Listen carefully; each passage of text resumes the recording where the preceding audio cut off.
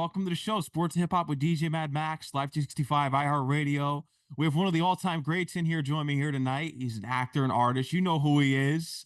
You already know, man. Yeah, How's everything going, Quinton Aaron? Welcome to the show. The Blind Side, Halfway, Mothers and Daughters. Now he's working on his own music career, Lead with Love. Congratulations on everything. yeah, Welcome to the man. show. I appreciate you. Thank you. Thank you. Of course. How's everything going, man? You're in Nashville right now, right? I just moved to Utah, actually. So yeah, Another one on the doing map. doing You've been around the doing world. I good. hear Tampa, New Mexico, Arizona, LA, New York. You've been Exactly. everywhere. Georgia. Oh yeah. Tennessee. Yeah. It was almost Texas, but it turned out to be Utah.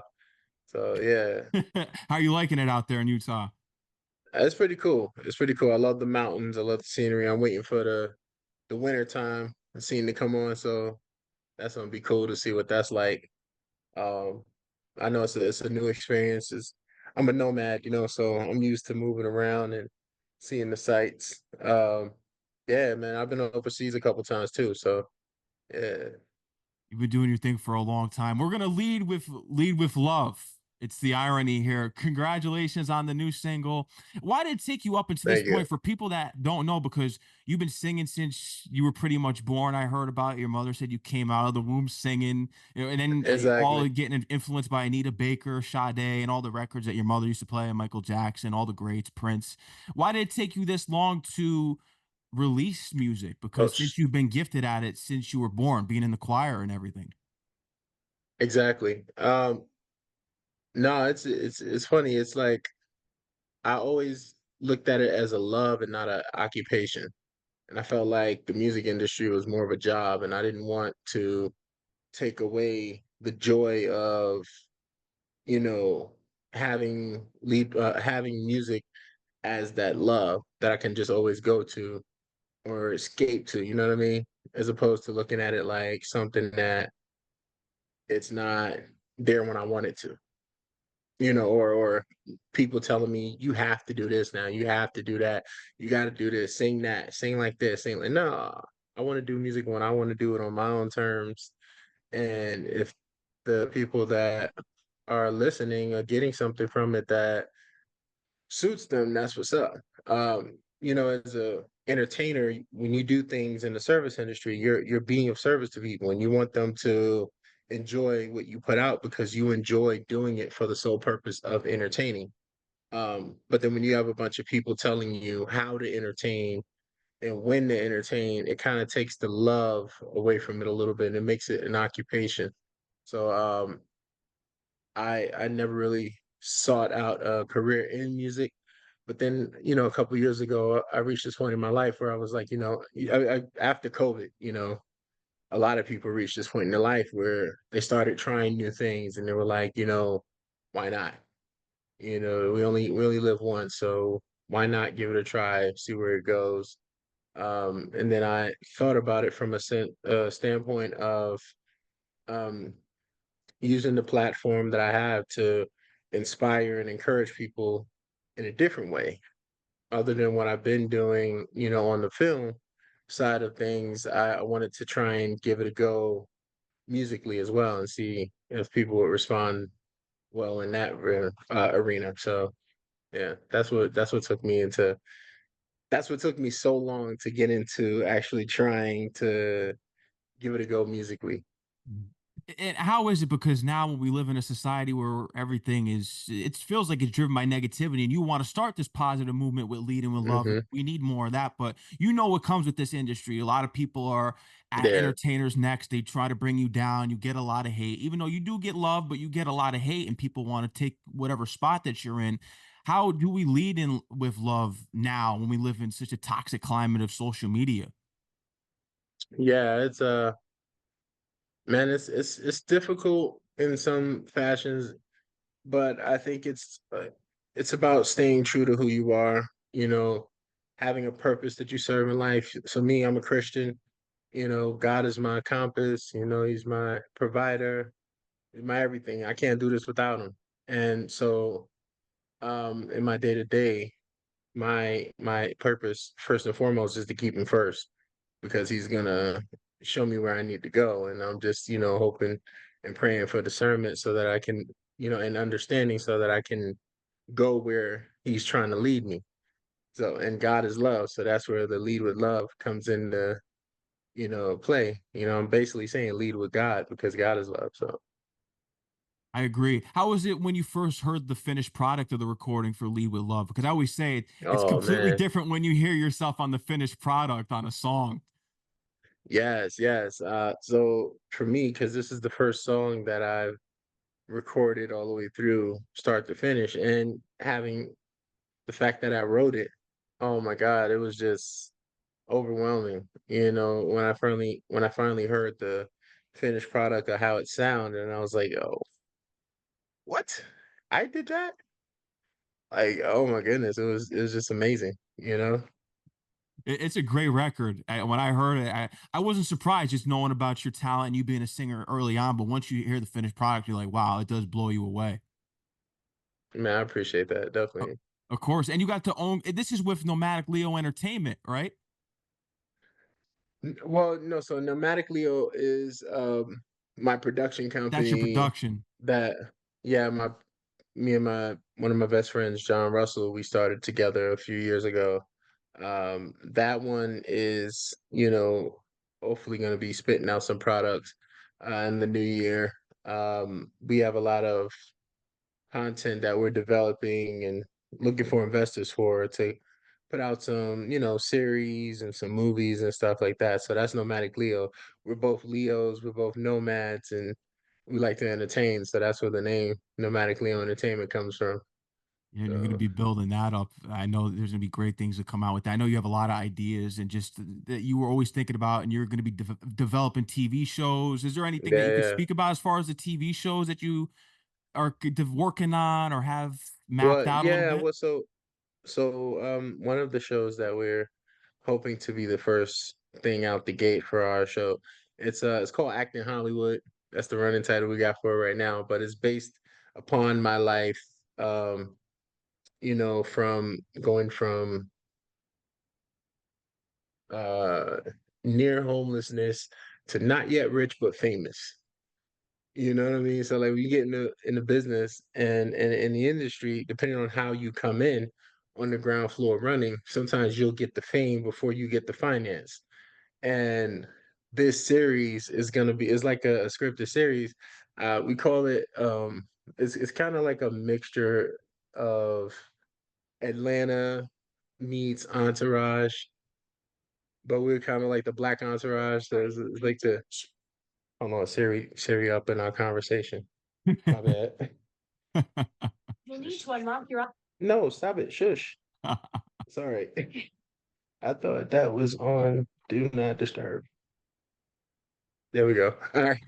My bad. It's all But good. yeah, it's like a mixture of I was about to say Do Not Disturb. It's like a mixture of Atlanta meets what did I say? Entourage because of the crew and everything that we do and so like you got these two brothers who, you know, their life was upside down at a whirlwind. They were facing eviction.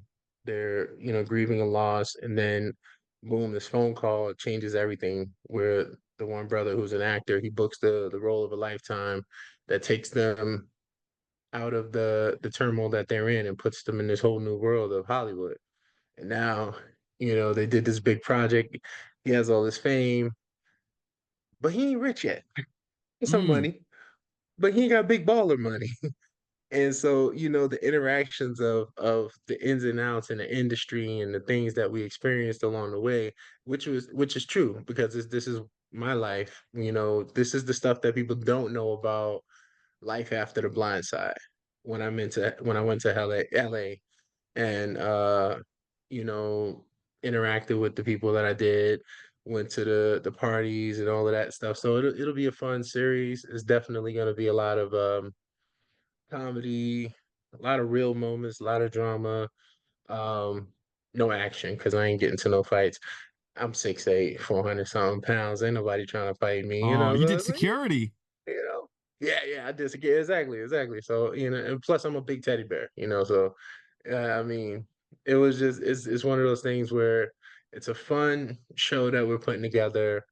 Uh, Definitely gives you a lot of ins and outs of the industry, and they get to see my story along the way. It's pretty interesting, entertaining. A lot of people don't notice about me, but I'm quite the comedian myself. So, I have you know, heard that, and you wanna work with I'm a Kevin funny Hart. guy.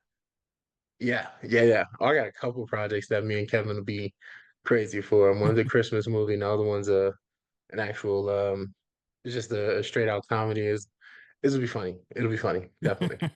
So I Kevin, believe holla it. at your boy.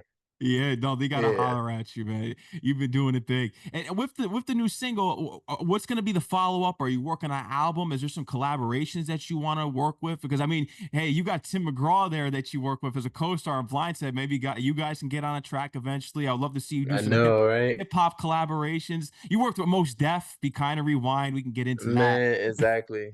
Exactly. Yes. Yassine Bey. Yeah, Man, big Most Def fan. Shout outs to him. That was just an honor, and I as far as the hip hop collab, that would definitely be a possibility. My brother is a rapper, and I actually always wanted to do a song with the both of us, and put that out. So who knows? Maybe that'll happen one day. Um, I do want to do other projects, other music. Um, right now, I don't have a direction in mind as to where I'm going with it, because film it's is first. first and foremost. That is still the industry that that's my career.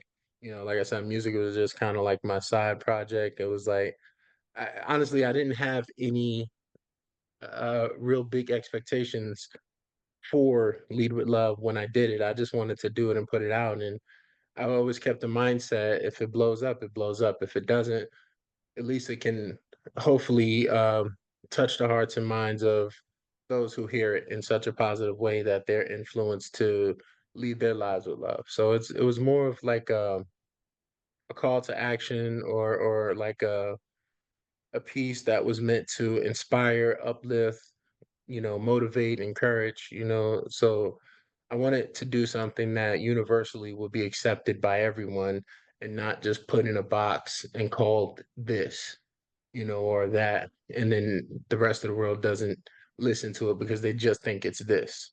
The Lead with Love is for everyone. Mm. No, I agree. I love the message. It's positive. We need more of that. Before we get into your career, because I want to start from the beginning, I do want to get there. How are things after the strike now? Because last year during this time, the industry was at the strike for Oh you guys, yeah. and I know the first thing that you guys I know were working through was the wedding pack. That was the first one to really come out since then. But Yeah. how are things now? What are the ripple effects of the strike? Are you guys currently still feeling that? Uh, well, it's for me, it's a little bit difficult at times because this the industry. I like to say I don't really think they think outside the box a lot. Mm. I'm a big 6'8", 400 plus pound black guy. If they're not looking for that criteria, I don't really get called a lot. Unless my Oh. friends are making films and they got something for me. But it's like, you know what I mean? And the way I look at it is like, I'm an actor. I could play a doctor, I could play a lawyer, I could play a fireman. Well, I ain't trying to run into no burning building, so let's scratch the fireman. I mean, the CGI, the fire. I'll run into a building and act like it's smoke and everything. So, but no, there's a multitude of things that I can do, but I don't get called for a lot of it. Mm. So, um, I mean, in the meantime, I stay creative. I'm creating content. I do speaking. I'm a motivational speaker, which I actually started doing that almost immediately after The Blind Side came out. 2012 with the Quinton Aaron Um, Foundation. yeah, I did. Well, I started the foundation probably like 3 years after, but in 2010, I started speaking at schools in Pittsburgh and a couple places throughout the country. 2011, I met with this guy that ran my foundation, and he pitched me the idea of having a foundation, and I was like, okay, all right, cool. I think in like 2012, I want to say 2012 or 20, yeah, yeah, it was 2012. We actually did a tour around the country where we hit 66 cities in 45 days. And, yeah, it was crazy. It was like, oh man, it was we didn't think it through all the way because we had a Sprinter van, we drove all around the country, it was fun, but we were eating fast food for like a month and a half. Oh, we were so sick towards the end of the tour. I Oh, maybe put like 35 pounds on. I was like, oh my God, I can't. I can't go. I need to go to the doctor. I need to go to bed. I need to go to. It was just crazy, man. But yeah, it was a journey though. But like I wanted to do something where I can interact with the children who I hope to help, and I'm a hands-on kind of guy. Like I want to just I didn't want to create a foundation where you never see me, but you here's my cause, donate money. No, I felt as a speaker, it was best to utilize my time where I can go to the schools, interact with the children that I'm trying to help, be face to face with them so they see that I mean what I say. And and just tell them my story and tell them what I've been through. And we did that. We did some functions where whenever we did fundraising, and it was unfortunate because we weren't able to get a 501(c)(3), but we did raise a lot of money over the years. And what we did was the money that we raised, we supported other causes that were actual 501(c)(3). So we would give to other organizations, or we would help families, and with back to school stuff. And so it was things like that, and I enjoyed it because I get joy out of helping people. So that was the purpose of that. But uh, after so long of trying to do that and coming up short with the 501(c)(3), we kind of just had to disband everything. But I still speak, and a lot of times I do still get called to speak for anti-bullying and stuff. So but I've spoken on a lot of different other causes as well, and it's fun. I enjoy having something to say that people want to hear. mm. And I think what you do, you bring a lot of joy to people's lives. I heard even with you helping save a lot of people's lives, just not only with your speeches, but with your role on the blind side, saving people from committing suicide. And I went through my own bullying probably right around the time when the blind side came out. And I remember because I was someone that Oh went through wow, bullying when I was a kid. And I always look at it, if you're bullied, I think you're a chosen one because you were a chosen one. I'm a chosen one. A lot of celebrities have gone through bullying, and just hearing about yeah, the torture that you went through, being thrown down by stairs, chased home by dogs, and oh yeah, stabbed with pencils. I mean, that's unbelievable. And you know what? I'm not going to lead with love on them. The tables have turned. Now they're in the opposite position. We're in the power dynamic yeah, now.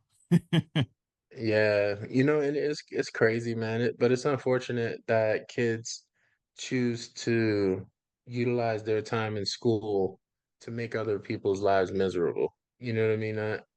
I remember it was so crazy, and this is why I tell kids, when you know what you want to do in life, you have to believe it wholeheartedly and then go after it. And you speak it as if it's already happening.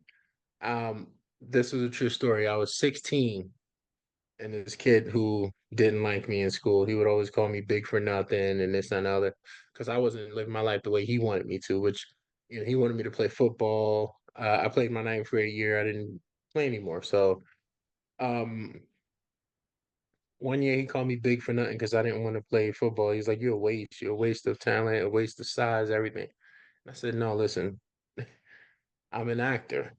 I'm not a waste of talent just because I'm not doing what you want me to do." And he goes, "Yeah, but you should be on the football field." I said, "No, well, here's what I will do. I will do a football movie one day. I will look better than you ever did as a football player, and I'll make more money than you and not get hurt." And so this was like I was 16, right? When I did Blindside, I was 24. So 8 years later, um, he hits me up on Facebook and he was like, "Man, I always knew you was gonna do it." Like, I was like, "Oh, really now?" Shoot. He It spun the was so block. exactly, exactly. But it was just, when I spoke those words to him, I believed in my heart. I was like, I'm not saying this like I don't believe it. I do believe I'm gonna be successful as an actor.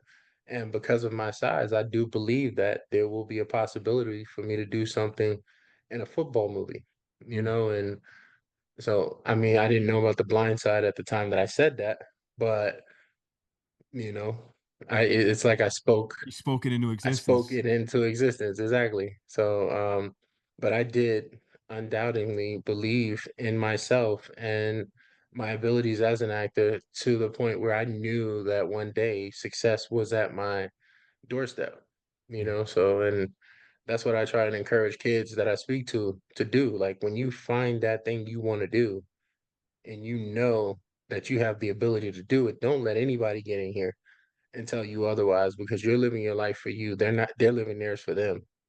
So when they're trying to shift your focus, you stay focused on what you know to be the prize that you're chasing in your life and you go after it because the only way you're going to be defeated is if you defeat you, you know? Yeah. It was destined for you to reach greatness, just everything that you've been through, and even with school. Here, the second grade teacher slapped you. Just the craziness that you went through, man. It's Dang, yeah. unbelievable. Man, and I was such a nice kid too. I did not deserve those No. 5 fingers to the face. Like I didn't. All I did was what my mom told me to, and then, you know, because I mean the alternative, I would have pissed my pants, like, I actually had a and then teacher do got that my to me in first grade. She wouldn't let me go to the bathroom, and the oh yeah. opposite did happen with me. Oh, With you me, I don't did? know why Oh teachers do no. that. Yeah, I don't know why Yeah, teachers do that against students they hate. But I was in first grade, and the teacher refused to let me go to the bathroom, and we had some problems. yeah. Oh yeah, no, it's like a power trip or something. I don't know. They get off on just being mean, but like, you know, I'm not trying to bash teachers because I know there's a lot of great ones out there, but she was, Just yeah, mean. I don't even remember her name, which is probably for good reason. But yeah, she was not a nice woman, you know. No, She no. yeah. But Let's shout get it. outs to all the good teachers out there, you know. Absolutely, and they're underpaid. They're very underpaid. The education is Exactly. not valued enough, and that's crazy. And we need more education in the world. But with the acting work, because I mean, you've been Absolutely. doing this since an early age with the plays and everything. Your mother had you in the plays, but you were going around the Hmm. house pretending you were Batman, James Bond, Ninja Turtle, Exactly. and all this stuff. So, what was that first play? Because I heard that it was in drama that you were able to get Hmm. an emotional reaction and control the audience. Do you remember that first play that it really clicked for you?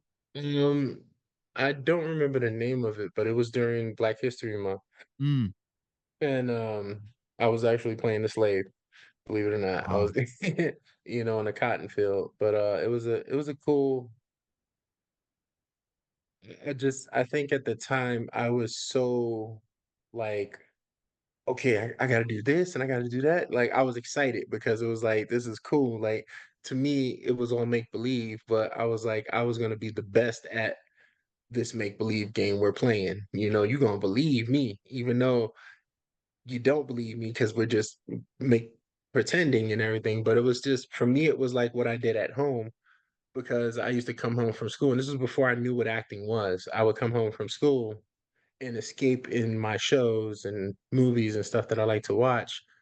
Um, what I didn't know at the time is that TV had become my vice because I was bullied and picked on so much in school that I didn't like myself. So I wanted to escape my world, escape myself, and what I turned to was Batman and Ninja Turtles and stuff like that. And so my mom used to, you know, for school I had a Ninja Turtle backpack. Um, I had a Batman bath towel, you know what I mean? And I had all my superhero tidy whities and stuff. So like those would be my Cape Crusader costumes and stuff like that. So I remember one time company was over at the house, my mother's friend Nilda. Um, and I for some reason thought it would be cool to tie the bathroom towel around my neck with the bat symbol on the back. And then I found a pair of my mom's like stockings, I guess you call it stockings, or you know the ones that come all the way over your yeah. So I I put them all the way over my head. I took the toilet paper, empty toilet paper. cones and put it in there. So that was the ears. And yeah, bathroom bats out and then my tidy whities and I'm running through the house as the Cape Crusader. Now when Wow. you run it and you know your mom's talking and they just stop and they're just looking at you. You running back and forth. They're like, uh, you want to put some clothes on? We got company over here. Like just yelling.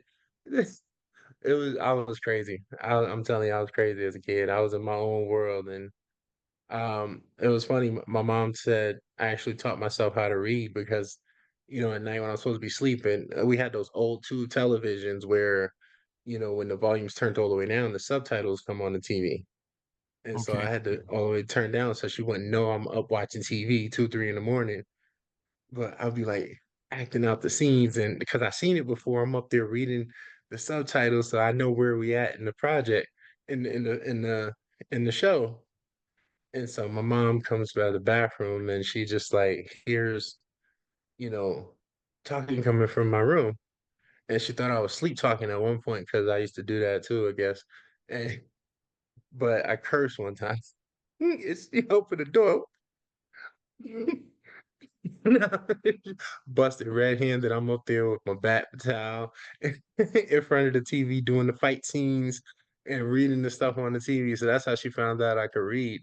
I was just like, oh man, it was crazy. But yeah, I was something else as a kid. I was yeah, From the Bronx, then you go to Atlanta, and then you come back exactly. to New York, and then you're pursuing your career in the industry, especially in TV. We kind of Hmm. rewind, and we mentioned with Mos Def. How was Mos Def on the seven? I mean, you were also with Jack Black. Sigourney Weaver took a selfie with Oh you. yeah. She said you were Yes. so My tall. first selfie. Exactly. My first selfie with Sigourney Weaver. Oh my gosh, she's so beautiful. So beautiful. She was cool. I was like, I can't believe the lady from Ghostbusters is standing next to me, dog. Like, this is crazy. And, you know, aliens, Ghostbusters, all of that. So I'm standing there and she walks over, stands right next to me. And she's tall. I think she's like 6 feet. Yeah, And she she is was pretty like, can I tall. get a picture with you? And I'm like, picture with me? I'm background in this film, right? Like, okay. Yeah. This is my first movie set I'm ever on. And she asked to take a picture with me, and she pulls out the little the Polaroid cameras, the twisting, Hmm. the disposable camera. It's like, Yeah, the turns role. it around and takes the picture. Yeah, exactly. Like I was like, like you know, I always hope that I run into her today so I could ask her for a copy. Yeah, that you need Or that. maybe a redo. You know exactly. Like I would love to see that picture that I took with her like years I ago. So That would definitely be a monumental photo. But how was Mo Stefan now Yassine Bey? How was he on that set and just I working know. with him? Oh man, awesome. Him, Jack Black, Danny Glover, Mia Farrow, Melanie Diaz, all of them, like RJ Smith, who he RJ, my boy, shout out to RJ. Me and him, out of everybody on that project, remain friends throughout this entire time. And he's now like I knew RJ before that movie because I had seen The Day After Tomorrow. I don't know if you ever seen that with With Jake Dennis Gyllenhaal. Quaid, Jake Gyllenhaal, Dennis Quaid. Yeah, Mhm, so he was on there.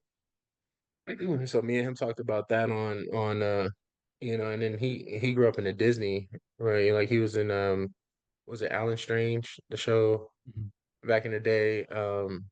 I forget the name of it, but I know I used to watch him on stuff, so I knew him. I recognized him from seeing him in other projects, so we kind of clicked. And you know, he's on one of my favorite shows today now, The Rookie, which is getting ready to start the second half or something of season 5 or 6. Don't quote me on that. Can't remember. But yeah, that's just you know that's my boy.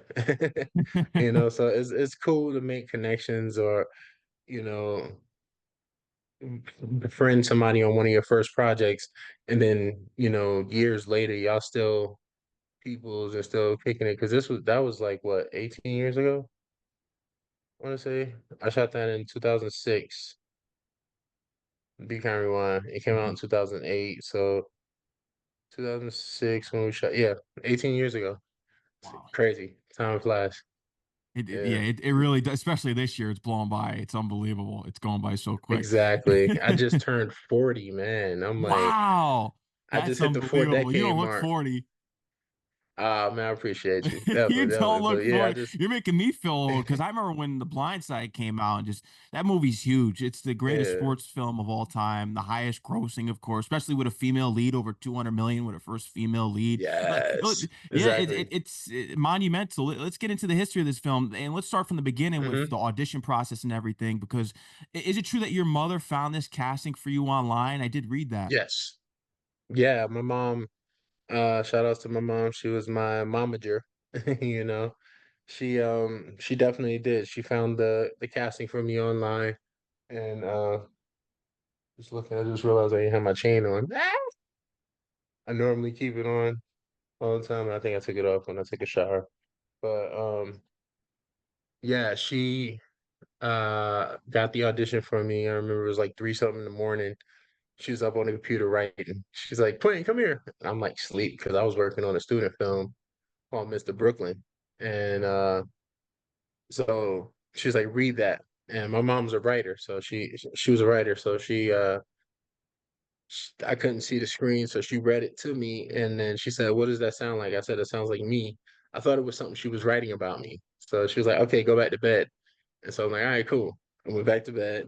The next day, I'm on set, and she gives me a call, and she goes, "Hey, so check your email. I just sent you the sides for a big audition for the lead role in a major motion picture." I'm like, "Stop playing." She's like, "Check your email," and I'm like, "Oh, you did? Okay, all right, cool."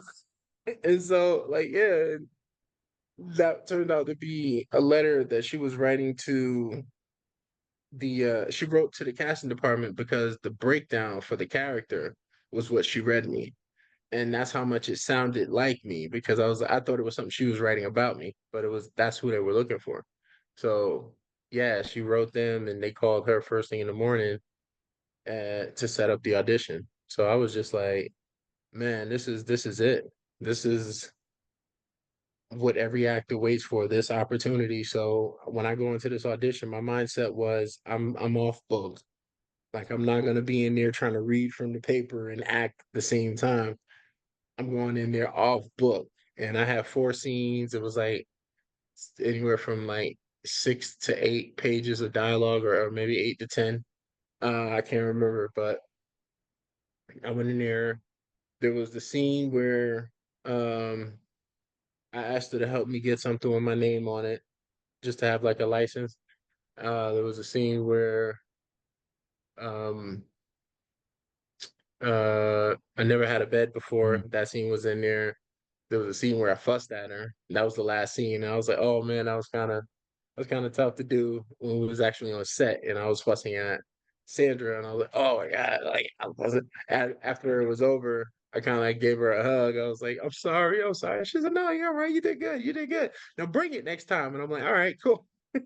But man, it was fun, man. But those scenes in that room, in that audition, man. I don't know if you spoke to a lot of actors before, but when you used to go into the room and audition, because it's not like that anymore. Now everything's done virtually. But when we used to go into the room and audition, it was different because they never give you an emotion. They sit there blank face. You do it. You don't know. You can't even read them. And then it's just, all right, thank you. You know, you just turn and walk out like that. Well, I bombed that. Like, so yeah, but like I finished that audition and um man, was Twinkie Bird, shout out to Twinkie Bird. She was the casting director that I read for. She also casted Notorious, the Biggie Smalls movie. Okay. And yeah, and her partner Wendy McKenzie, so her, Wendy, and there was a couple other people in the room. They were all like wiping their eyes. It's and then Twinkie gets up. She's like, "Oh my God." And she came and gave me a big hug. And I've never been in that position before. So at the time, I'm like, oh my God, do that mean I have it? Like I got it. Like, yeah, I'm up there excited. Like I felt like Will Smith in Pursuit of Happiness. Remember when he ran across town? Yeah. to when he got out of jail, he ran to get that job and they gave it to him. Then he's like walking down the street, he's like just clapping and crying and stuff, and nobody knew why. That's how I felt when I was heading back to the train after that audition. Cause in my head, I got the part. I was Mm. like, I didn't know what else was to come after that, but I was just like, uh, it's me. They picked me. She said we found our Michael. So like, in my head at that point, the movie was mine. And then so that was like, wow, You went through a lot because I heard you did lose your mother before finding out that you got yeah, the part. It was really, and then almost getting evicted 30 sec. You heard 30 seconds later after you were getting evicted that you got the yeah. part because it took a year because the writer's strike and then it was under Fox Hmm. Searchlight and then Warner Brothers picked it back up. But you had to go through a lot before you even heard about getting the part. Yeah. Yeah, man. It was a lot of stuff, man. I remember at one point, because we were checking the IMDb because we hadn't seen any or heard anything from anyone. And then I remember at one point some dude, I forgot his name, had put himself on IMDb as Michael Oher Mm. in The Blind Side. And so it was added to the cast list, and we were mad because we're like, hold on, this dude is 6'2", 200 pounds. That is not the breakdown that they asked for. How they gonna pick some little model looking underwear model type dude to play this? Like, oh, come on, dog. Like he ain't no lineman. Like, I crush him. Like, let me find him. I crush him. I was mad. I was mad as hell. But it was like, so we kind of just like put it in the rear view. It was like I ain't gonna think about it no more. And then I remember that was in November of '07. And then I remember I want to say December 3rd or 4th. I come in from work and my mom was like, "How you feel?" I was like, "I'm good." She was like, "Not sick?" I said, "No." She was like, "All right, good." Because I don't want you to get sick because you're getting on the plane to fly to LA to meet the director for The Blind Side. And I was like, wait a minute, didn't they already cast that? She was like, no, that guy put himself on there as the part. He never even read for the part. Like they're trying to get him removed. He's not, the director wants to meet you face to face, so you're flying to LA. And I'm like, yeah. So I was like freaking out. John Lee Hancock, shout outs to John Lee Hancock. I actually just spoke to him the other day. He told me happy birthday. But yes, I flew out there to meet him. The funny part about that is like, growing up in the Bronx, just I used to have slight problem with heights back in the day. And I used to Okay. always say, I ain't getting on. For some reason in my head, this made sense, but I was like, I'm not getting on the plane without a parachute. Like, nope. If I get on a plane, I ain't getting on that plane without no parachute.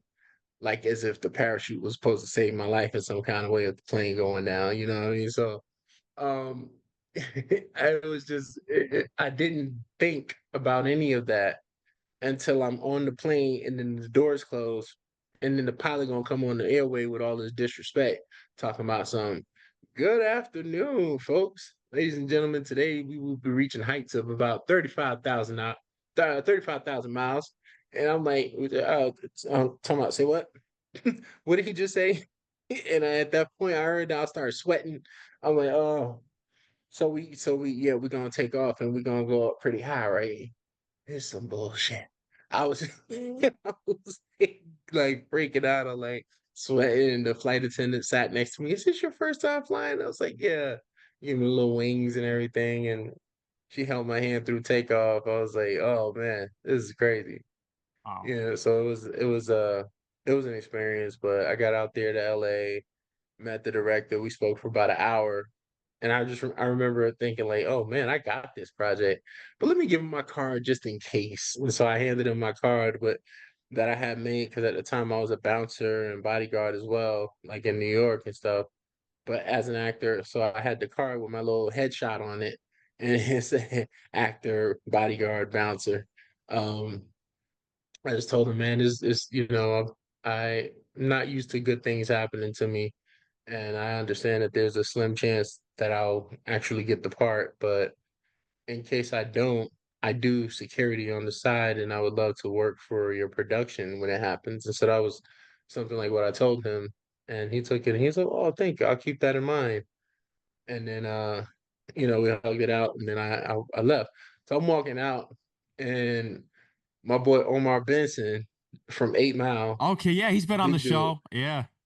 Yeah, he's Shout out to him. sitting right there waiting to go in. And so I seen him. I was like, "Yo, what up? What up?" Dapped him up, and then I'm like, "I'm a big fan." And then he's like, "Cool, cool." He goes in the room, and as soon as I walk, I'm like, "Damn, they gonna give it to him. He already famous." Like I was like, "Oh." As soon as I saw, I was like freaking out. I was like, "That was Omar," but that was Omar. So I was just like, "Oh man, it was funny." Uh, but it was just amazing learning about you getting the part. Let's get into the film a little bit, then we'll get into mothers and daughters and halfway because I want to talk. That's an important film I want to get into. But with the blind side, because you get the part, Sandra Bullock embraced you right away. I heard about you hugged it out once you got there. What was the Hmm. first day of shooting? What was the first scene that you guys did? Man, so the first day, the first scene that I did with Sandra was actually outside of the investigator's office. Okay. So like when we were walking down the hall and she's dropping me off to talk to Investigator Granger about the NCAA thingy. Mhm. So we shot that on day one. Um, I forget the actress name that played the investigator, but she was cool. We were all chatty up talking, and then it was funny because she was all cool and the at one moment, then when Sandra got to set, it was just like she became like coolness cut off, and it was just like she went straight into character, like method. I was like, yeah, I don't think that's the same person that we was talking to. She just changed it. I was like, okay, this how professional actors are. Okay, all right, cool. But it was a great experience. Sandra came to set. She was like chill with everybody. Like her vibe on set was so dope because like she talks to everyone. She lets you come up and say anything to her and all of that. I mean, at lunchtime, she came and had lunch with everybody. You sit under the tent with all the actors and everything. So, like, that's what I just got a joy of watching her and how she did what she did throughout the production and stuff. And I learned a lot from her, and even from the jewels that she gave me along the way, and how to be and the decisions to make and not to make in this industry and stuff like that. So the bond that her and I formed over the years have just been, close like family. So, that's my homie. And I'm always gonna go to bat for her. So if anybody come for her, they coming for me. And trust me, they don't want that smoke, No, you no, know? and I think it's nonsense what they were doing when the whole thing came out with Michael Oher about the conservatorship. That's Exactly. just that's crazy. Just learn about, and I really don't want it to taint the legacy of this film because it really is a beautiful film when you look at it. I think Exactly. it's nonsense, and they shouldn't be blaming it Hmm. on you guys and wanting to take her Oscar away and her awards. Yeah, I'm no. not with that. That's crazy. I get how Michael Oher Yeah, maybe feel a certain way, even if that's happened, because it is his life story. And if there's something that's an underlying truth about it that he wanted to expose, okay, I get that. But the movie, you can't take away what you guys did because it is a movie at the end of the day. exactly. Well, and then I mean, just giving my opinion about something, and this is something I really never spoke on, but what the heck? All right. In my opinion, I never understood why Michael Orr never wanted any involvement with the film when it was being made. I never met dude until An 2010 when the autograph movie was signing in already out. Chicago. You know what I mean? Well, that was in 2013, but the first time we actually met was on the field at uh, Falcons versus Ravens game Mm. in 2010. And this correspondent from Fox brought me down under the tunnel where the team was at getting ready to come out, right as they were getting ready to come out. And he's like, Michael Oher, this is Quinton Aaron. Quinton Aaron played you in the movie. Quinton, this is Michael Oher. You played him in the movie. And he's like, hey, what's up, man? Hey, and they ran out. I was like, hey, Michael. Uh, yeah, that's him. So that was my first time meeting Michael. And then we actually 3 years later in Chicago, that's when we reconnected at the what was the autograph signing. Mm. But yeah, it was just like I think it was for me, I never understood why like the family came by set several times. I met the Tuohys. Even Miss Sue came by at one point, I think. But Michael, they were like, well, yeah, he's focusing on getting into the NFL. Right now he has combine and all this stuff. He's trying to get drafted, so that's where his mindset's at. That's where his focus is at. And I'm like, yeah, but at the same time, they're making a movie about your life, bro. Like, do you not want to see what's going on? Like, maybe see if they're getting the story right. Like, I I don't don't get know. it. Yeah. I don't know. So, but then that's where I was kind of like, um, not understanding why he didn't get involved to that extent. It was almost as if it was either he didn't want to get involved or they didn't tell him they were doing this. Mm, So I couldn't understand that part. But then years later, um, when his football career was kind of declining, then all of a sudden these articles is coming out in the paper about Michael Oher don't like The Blind Side because of this, and Michael Oher don't like The Blind Side because of that. And I'm like taking it personal right. jabs because I'm like, hold on, bro. This is my bread and butter. This is I know I did a good job in this movie. You did. You nailed Even it. though I never met you, like I did a good job. Like people love you because of me, and you throwing a shot to me, like really, bro. Like, and so I was kind of tight, and I think I made a comment one time, um, on a like it was somebody sent me an article that came out where he was just basically talking about how the movie got it wrong and this that, and the other, and I think something was in the article about Um, the main character didn't even look like Michael. He was way overweight. And I was like, wait a minute, hold on. It was about a 20-pound difference when the football scenes happened. Hold on, don't try to come at your boy. Like I was only 20 pounds heavier. Like cause I worked my behind off to get in shape for that film. And that was the first time I ever did anything like that. And I lost 103 pounds in 11 weeks. You know what I mean? So I was killing it. I did everything to make sure I put my best foot forward all the way with that movie. So when he was throwing shots at it in articles, I took it personal. Took it personal. And I was just like, I didn't really I didn't like that because I'm like in my head, I'm like, bro, you ain't want nothing to do with the film. So you don't get to come later and talk about all the things you don't like. Now your football career ain't going how you want it. Like, and that was my mindset about it. But I kept my mouth closed because I was like, I really shouldn't say anything. But at the end of the day, you know what I mean? Don't keep coming for me. Yeah. Expect me not to throw back. I am from the Bronx. I'm just saying. Like, Ex- you know. yeah. So I mean, yeah.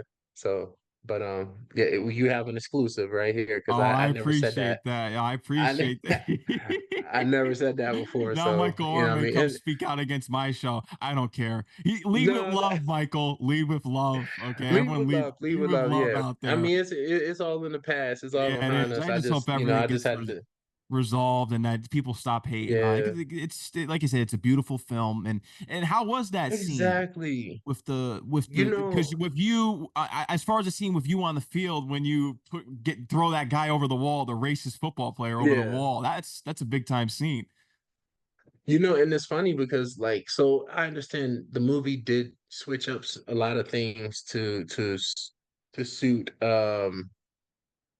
the audience, right? Mm, So for instance, with that scene in particular, one of the things I heard was he didn't push the guy all the way back to the backfield and over the fence. He grabbed this guy and ran him down the whole defensive line off to their sideline and slammed him through the Gatorade table. And then a whole brawl started with both teams running, and it was just like a big brawl. But it was Michael that grabbed that guy, had enough of him, and ran him all the way down, knocked their whole line over, and so I was like, do it like that. But they was like, no, it's too violent. We're gonna, it'll put out the wrong image of who we're trying to portray him as. And so they created the more acceptable version of how that story should play. And, even with the how he came in to be with the family and all of that, um, in the movie, it shows, like, him and Jay. Jay had, is the actor that played SJ, Mhm. but it shows, like, he and SJ were the first 2 to make contact with each other and kinda talk it out, when in all actuality, before Michael even played football, he was the star of the basketball team and led them to a championship. Well, he was friends with Lily, not Lily, Lily Collins, the real actor, but, Collins, Mm. who was Collins Tuohy, who was the daughter, uh, and Michael were friends before any of the other family met or talked to him because she was the cheerleader and they would ride together on the bus to games and everything. And she hung out with him. So she kind of like took to him first and they were in there, but I guess for Hollywood purposes, they didn't want to create a weird or uncomfortable kind of thing with the story where you got this big black kid and this little petite white girl, being friends, and then like how we explain that, and and Yeah. they bring up the uncomfortableness of it with the ladies at the having salads, and aren't you a little afraid for Collins, like so so Hollywood switched some things around, which was different from The how real it life portrayed in real story. life. Yeah, but I mean, that happens with almost every movie that's based on a true story. You're gonna get a version of it that, it's made for TV or for the audience to perceive, you know what I mean? And that's why it says based on a true story Mhm. and not this is a true story. Like, based on a true story. It's a movie. At the end of the day, it's not a biography or a documentary.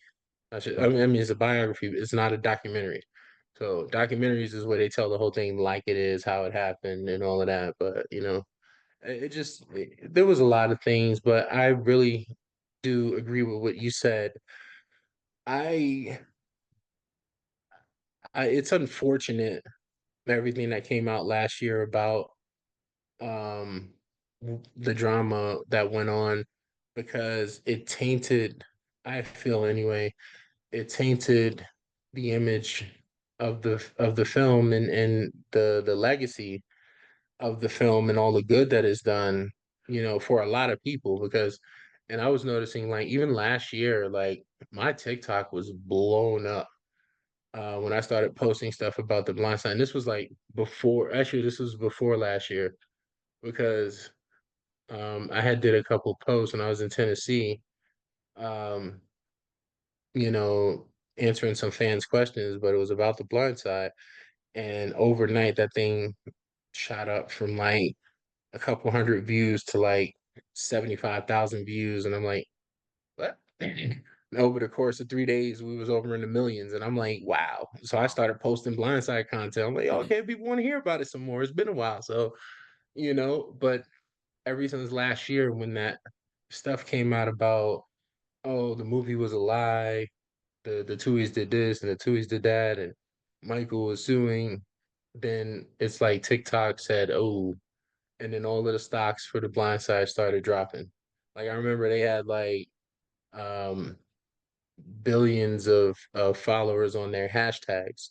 I even had like millions on my hashtag. Like I think at one point I had like 95 million followers on my hashtag, and I'm like, okay, so everything I post was blowing up. And next thing I know, I went from 95 million to 500, and I'm like, hold on, who hit the reset button? So I'm looking like, Cancel culture. yeah, I'm like, they ain't following it no more. I looked at Blindside, I looked at Sandra Bullock, they just stopped following us. So I was like, wow, that really did taint, the image of the movie. At least on social media it did. I know there's still a lot of people that like it, but there's a lot of people that now don't know what to think because Mm. of the unfortunate uh thing that happened last year. And what I mean, I don't really have an opinion on it. I mean, I'm not in it. I don't, it has nothing to do with me. I was just the actor that played the guy in the movie like 15 years ago. What I mean? I'm not a part of his day to day. I don't know what he did or didn't get. I do feel like, you know, the family was genuine in their intentions, and I don't think it was any kind of misleading, but that's just me. That's just my opinion. You know what I mean? They were rich before they helped them. They're still rich.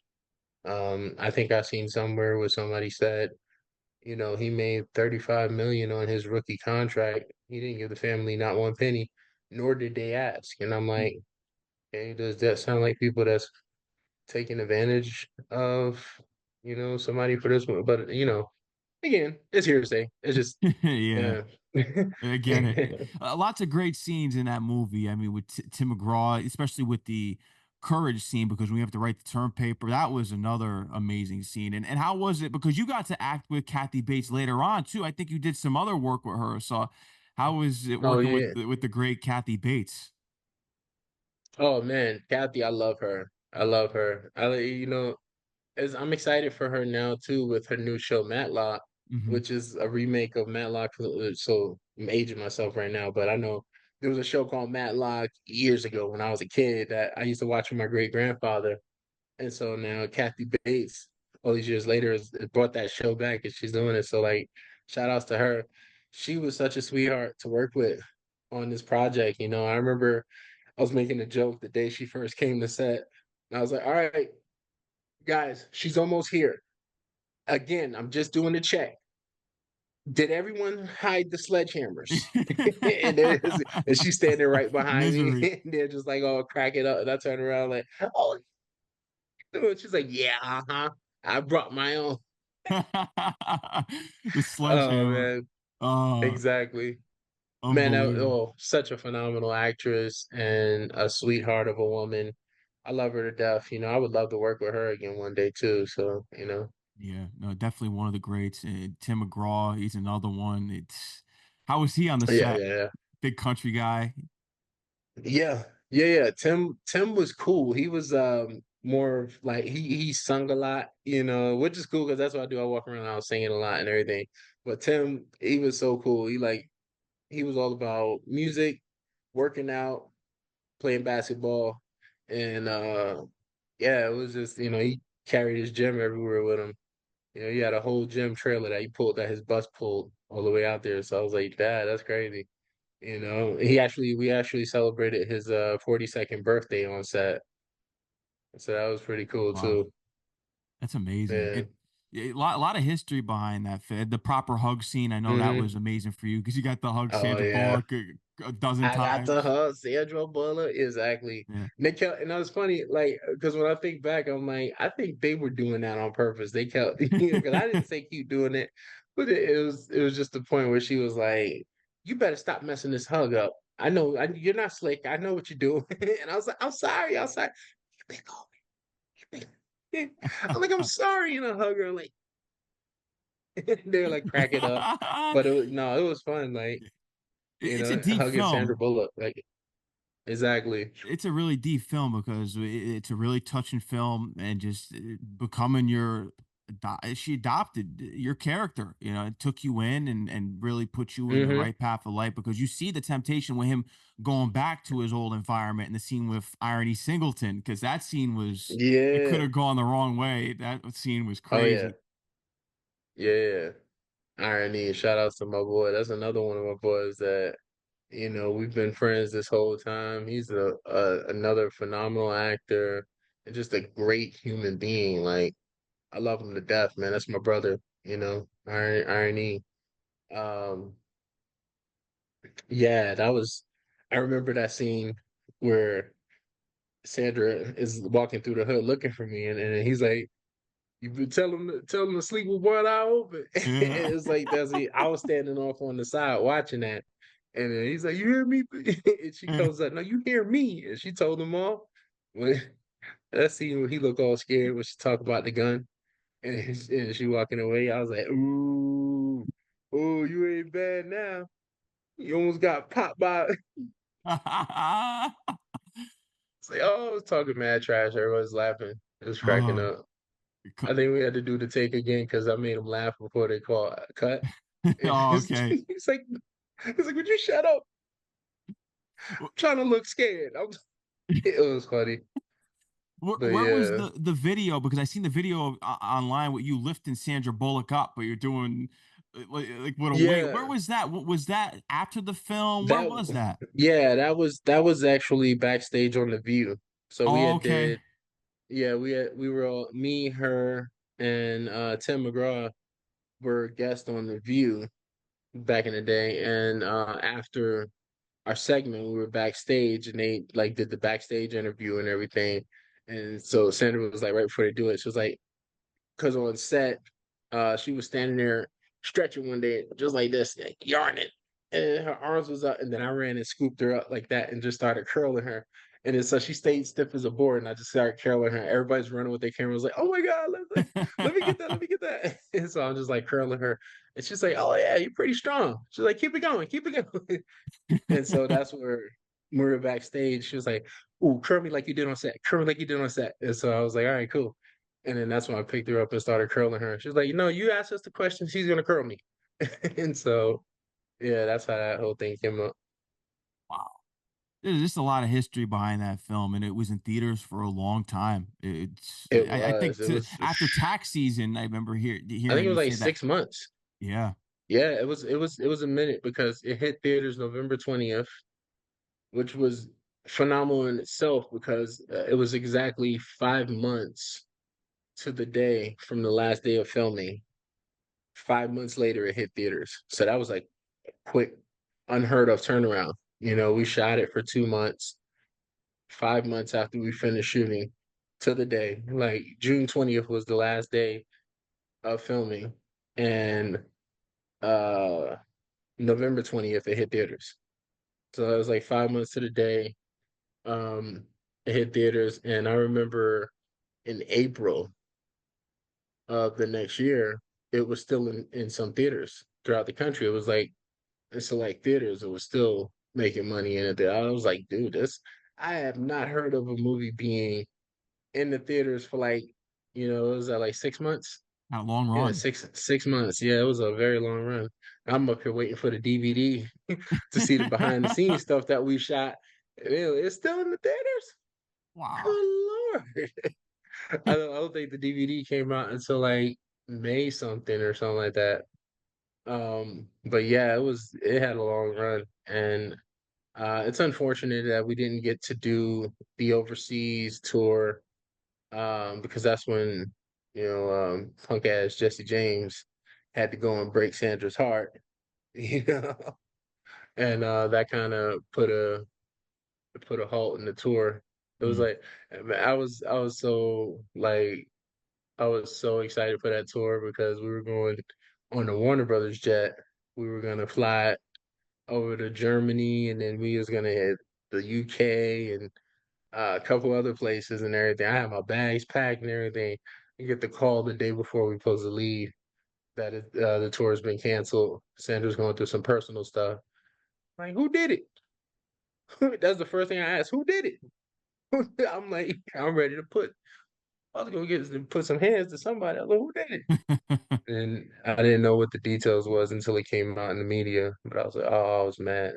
uh, Like, Lots of irony in this yeah, film because they mentioned LT in this, and you grew up a Giants fan, and you went on, I heard, to become friends with Aaron Rodgers' brother, and you're a Packer fan as yeah, well.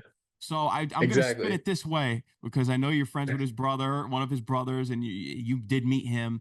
Are you rocking with the Hmm. Jets now that he's in Oh on the yeah, Jets? Are you rocking with them oh now? yeah, yeah, yeah, yeah. I'm more of a player fan these days.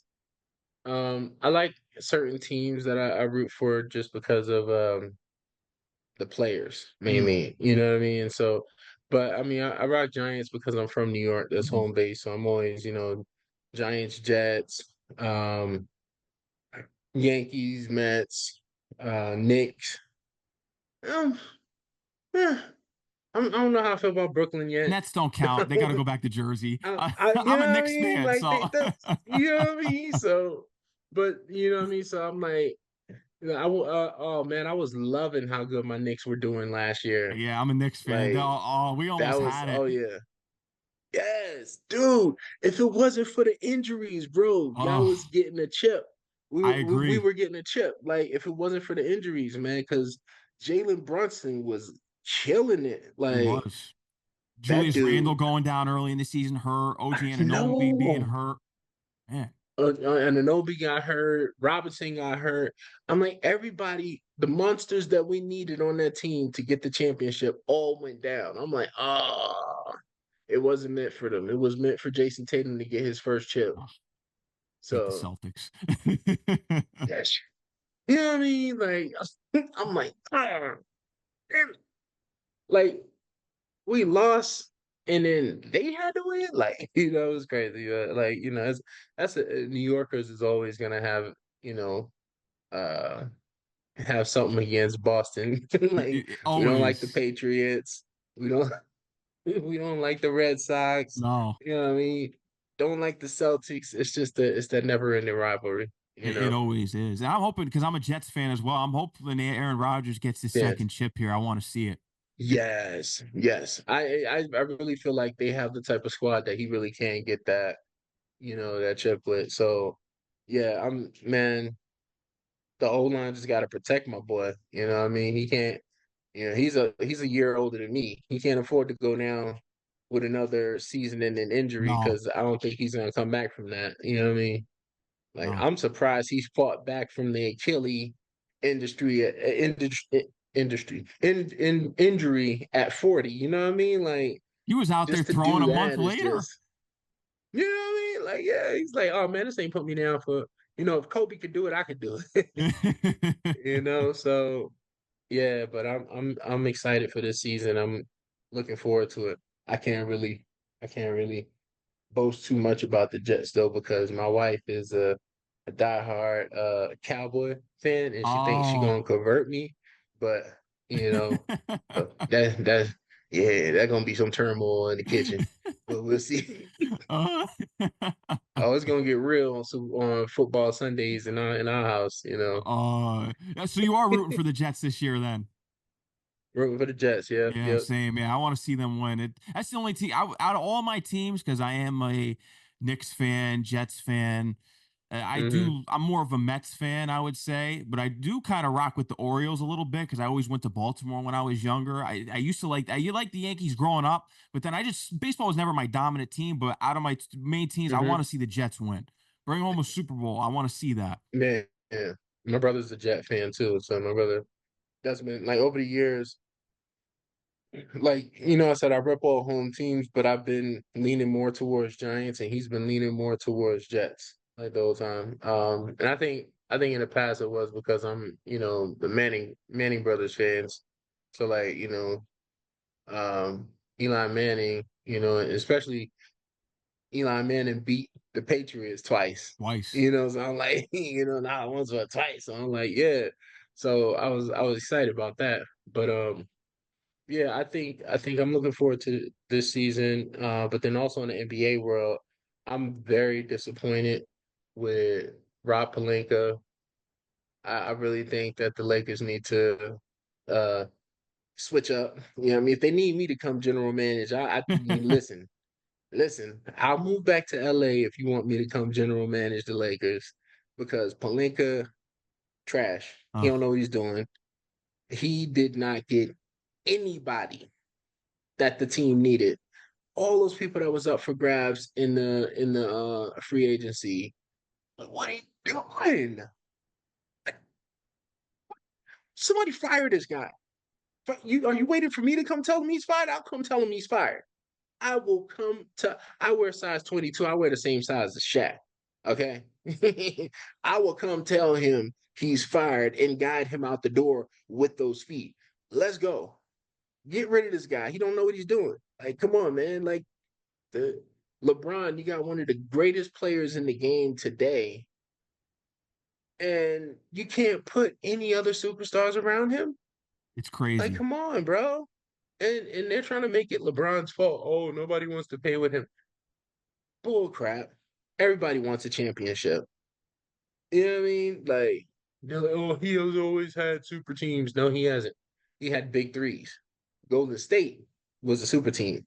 Now, see, when you got all five starters as superstars, That's a super team. Mm, We got three starters that are superstars. That's a big three. I like there's a difference. LeBron, when he was in Miami, he had Wade and Bosh. That was a big three. When he was in Cleveland, he had Kevin Love and Kyrie Irving. That was a big three. Now he's in LA, he got him, Anthony Davis. That's a big two. mm. You I know what I feel like mean? They need he one had a more. lot of help though. Ray Allen, Shane Battier. He Yeah. had some more pieces down there. Yeah, he had some more pieces, but it wasn't really like it wasn't super teams. They Mm, were well put together. yeah, Now everybody and their mama knew when Kevin Durant went to Golden State, who was winning the championship that it was year. the Warriors. Before the Yeah, season even started, you knew Kevin Durant being with Steph Curry and Klay Thompson was going to be unstoppable. You know what I mean? And that happened. I don't think nobody said that about Miami when he went to no, Miami. That's why I said you can't call it a super team I agree. because nobody made that prediction. Oh man, he definitely gonna win the championship this year because they didn't win the first year. No, You know what I mean? They got beat. I think who was it? Dallas or the yeah. Spurs? The They got Spurs was the second time around once they lost the second time they yeah. beat the Okay, Spurs the first time I believe, and then the second time they lost to the they Spurs. lost. Yeah, yeah. So and that's what I'm saying. Like that's another way you could depict. It wasn't a super team. Like everybody knew Golden State was going to win when Kevin Durant was there, and they won what 2 years back to back. Hmm. That's a super team. Not to mention that this team had the greatest record in NBA history the season before Kevin Durant went there. Yeah, or was it That's a super team. OKC? I think it was OKC. Did they beat OKC? I think was it OKC Oh that yeah, yeah. It was it was OKC. I think it OKC. was OKC they beat. Yeah, Yeah, yeah. It was OKC they beat because I remember it was who was on OKC when they beat them. It was KD, Russell Westbrook was there. yeah, yeah, yeah. KD and Russell Westbrook. Yeah. So yeah, but man, it's just I want to see LeBron get another chip. Mm. I want to see him get another chip before he leaves, man. This dude is like he my age. I mean, I got him by a couple months, but um, I just that dude's dope. Yeah. He's 40 or about to be 40 and still playing prime time basketball. Mhm. Like he has not missed a step. No. And I think it's mainly because he's never had a major injury, you know. I think he had like a hammy or something 2 seasons ago, but he recouped from that. This dude puts $1 million every year into his body, into the development of his craft, his game, his physique, you know what I mean? This dude he's a beast. Yes. And so Yeah, are you, so man, on I the want to. screen. Because the Oh man, I try. halfway was another deep film. Was there a role that you looked towards, or just because it is a deep role with you as the convict coming home and being in a conservative environment? That's tough. Did you kind of reach back to the days of when you did that play during Black History Month? Did you look back on that role and just other roles similar into different films around that subject matter for you to portray in this one? No, well, you know what was cool about this one? It's like it's a fish out of water kind of tale, and I've lived my life in that prospect. I always felt like a fish out of water. I always felt like um, I'm someplace where I really don't fit in, and I got to make do with what's here until I can move on to somewhere else. So that's kind of like how I went through life. Um, and I remember because I had a growth spurt at an early age and I just kept shooting up. My mom used to tell me, you weren't made to fit in. God built you to stand out. So go ahead and shine and don't let nobody stop your shine. So I was like, I go. But with Halfway, I connected to that character because I felt like, it was the same. I've been in unfamiliar places anymore. I mean before, like not unfamiliar is the word I'm looking for. Uncomfortable places before where I just had to make ends meet or, I mean, no matter how much I don't want to be here, let me try and figure it out while I am here, make the best of a bad situation, so to speak. So that's the mindset that I brought to my character in Halfway. Um, and it was just, I think it worked out great based on what we were trying to do, the story we were trying to convey. I love the supporting cast in that movie, man. Everybody was awesome. Even the little the adorable girl in the film, was it Julie, I believe was the character's name. But um, yeah, I just had such a an amazing time living life as a farmer for, the 3 weeks that we shot that, man. I was waking up on farmer hours, like 4:30 in the morning every day. I was at the at the farm feeding the calves.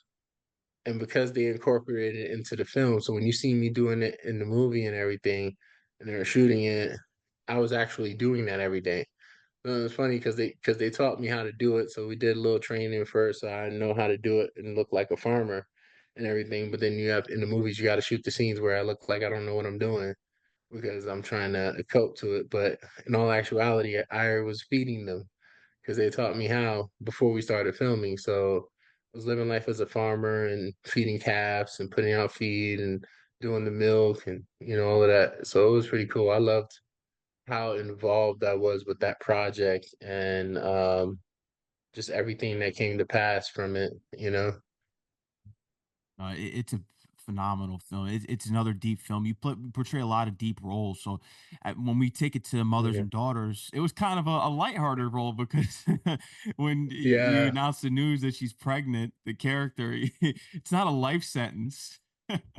exactly, exactly. Yeah, no, that was pretty cool. It was a fun little cameo that I got called in to do. Um, I I, I think there was like I don't know how much they talked about it, but it was a little bit of some kind of drama around the time.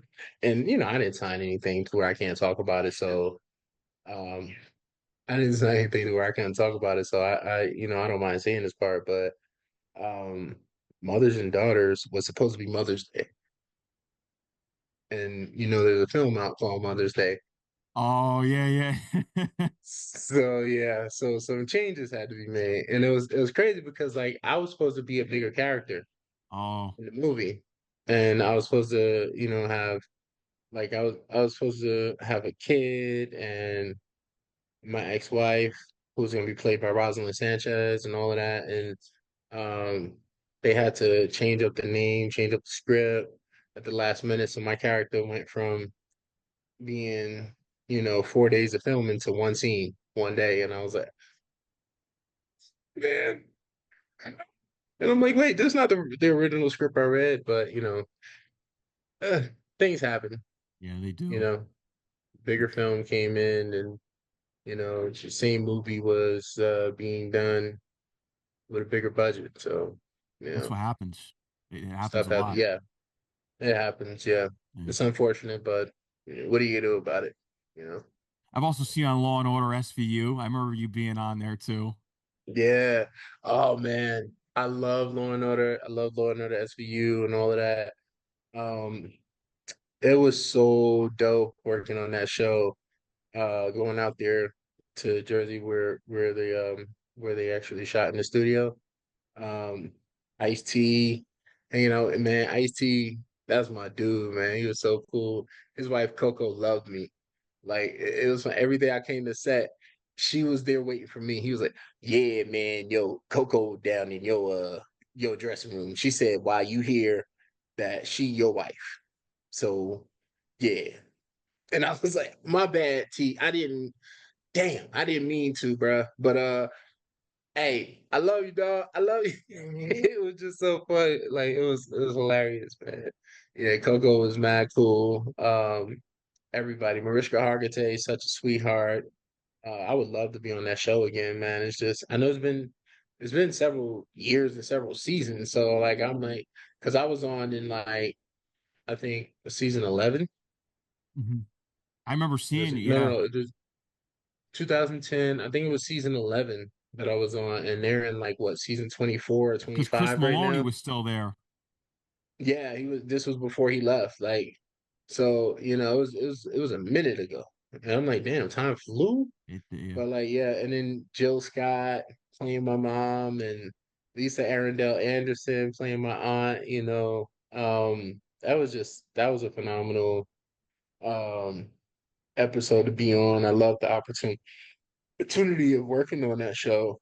And oh man, I even love the one with Stabler now. Like, was it the organized crime? Uh-huh. Yeah, I that's a want to new be on one. that one. I'm like, dude, let me be a part of the crew, like organized crime. Like, I'll come up there for a season and shoot. Like, you know what I mean? Be a part of the task force. You know what I mean? I could do the muscle stuff for Stabler. He'll take me out on some missions. I'll kick indoors and smack some heads and stuff like that. Yeah.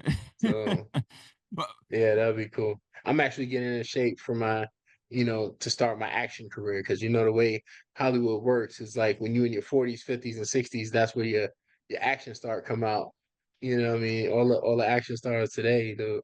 Like, dude, shout outs to Wesley Snipes and Deadpool as Blade. Like after 20 years, he come back and revive that. He's like he did. 62, 63 right now and he was kicking behind on the movie. I saw that. I was like, dude, my guy, Wesley, let's go. That was Icon. so dope. So, it gives people like me hope when I see, I'm in my 40s now. I don't mean that, I mean, it means that the second part of my journey is just starting because I always grew up wanting to be into action.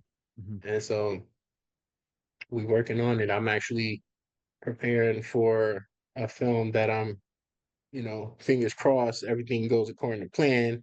I'll be filming overseas, doing my first leading action role uh in in spring, in March. That's So big. yeah. I'm praying it goes through. It'll happen. Yeah, It'll yeah, definitely, happen. definitely. God Something good willing, always happens for you you when know. it comes out of these strikes, because you saw what happened with The Blind Side. After the writer's strike, you got that. Exactly. This is the next one Exactly. after this strike.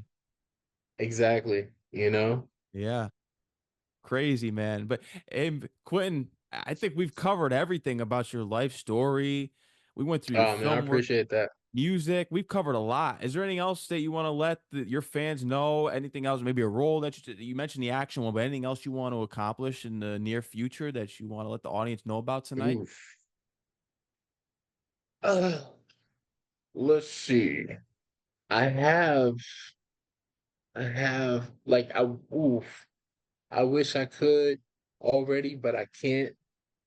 Just say stay tuned for a couple of updates because I have some big news to drop.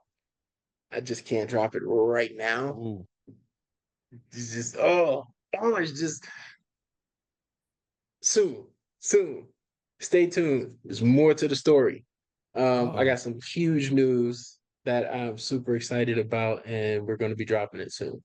So congratulations on yeah. that. I look forward to seeing the news. Definitely, definitely, Yeah. definitely. Yeah, man. It's been Projects in development. Let's yeah, go. I'm looking forward to it, man. I know it's gonna be great with you in it, 100%. Definitely, definitely. Yeah. Quentin, man, I want to thank you for coming on the show here tonight. It's been an honor to get to speak to you and just go through your Oh film man, I work, the appreciate history. it. Of course, anytime. And I do want to thank your manager too for setting us up because she really did her research on just my life story and just my show and everything that I've done this far. Because a lot of times, a lot of Absolutely. managers don't do that. They usually just give you a matter of fact and set up the interview, Oh whatever yeah, happens, And she actually went and did the research on me and really gave me compliments, and I absolutely. appreciate Major that. shout outs to Katrina. Yeah, shout out to Katrina. That's my mama.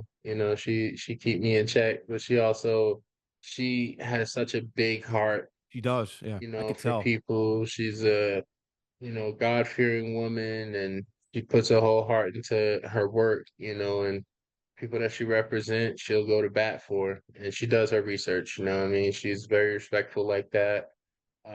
She's an amazing individual, Mhm. so I love that woman.